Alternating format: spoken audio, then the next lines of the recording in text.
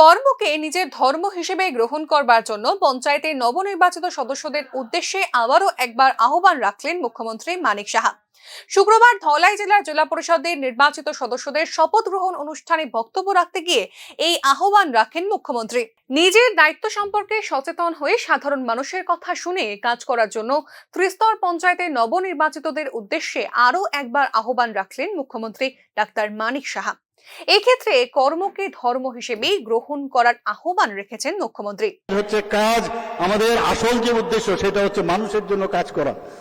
যারা এখানে জনপ্রতিনিধিগণ আজকে এখানে নির্বাচিত হয়ে ওনারা শপথ গ্রহণ করেছেন, নিয়েছেন, তাদেরকে আমি একটাই অনুরোধ করব যে ভগবান ঈশ্বরের কারণে আপনারা কিন্তু আজকে এই সুযোগটা আপনারা পেয়েছেন। কাজেই আপনার দায়িত্ব সম্পর্কে আপনি সচেতন হন, মানুষের সাথে ভালোভাবে ব্যবহার করা। মানুষ আসবে, মানুষের নানা রকম সমস্যা হয়। দুটো কান ভগবান দিয়েছে শোনার জন্য, মুখ দিয়েছে একটা, মুখের ব্যবহারটা একটু কম আর কানে শোনাটা বেশি, ভগবানই তৈরি করে। কাজে শুনুন, ওর যে সমস্যা, ওর যে ব্যথা, সেটা বোঝানোর চেষ্টা করুন। তবে আমরা বারবার মানুষ আমাদের উপর আস্থা। শুক্রবার দক্ষিণ জেলার জেলা পরিষদের নবনির্বাচিত সদস্যদের শপথ গ্রহণ অনুষ্ঠানে বক্তব্য রাখতে গিয়ে কেবলমাত্র কাজের প্রতি তার বিশ্বাস রয়েছে বলে জানিয়েছেন মুখ্যমন্ত্রী। আমি সব জায়গায় বলি, আমি বিশ্বাস এখন ছেড়ে দিয়েছি, কাউকে বিশ্বাস করি না, আবার অবিশ্বাসও করি না। কাজের পরে যে ভালো কাজ করবে তার উপর আমি বিশ্বাস করি, এবং সেটাই হচ্ছে আসল। কেউ আমার একদম সে ভুল করবে আর তাকে আমার মেনে নেবে, সেই রাজনীতি আমরা করব না। আমরা সেই দিশায় আমরা কাজ করি।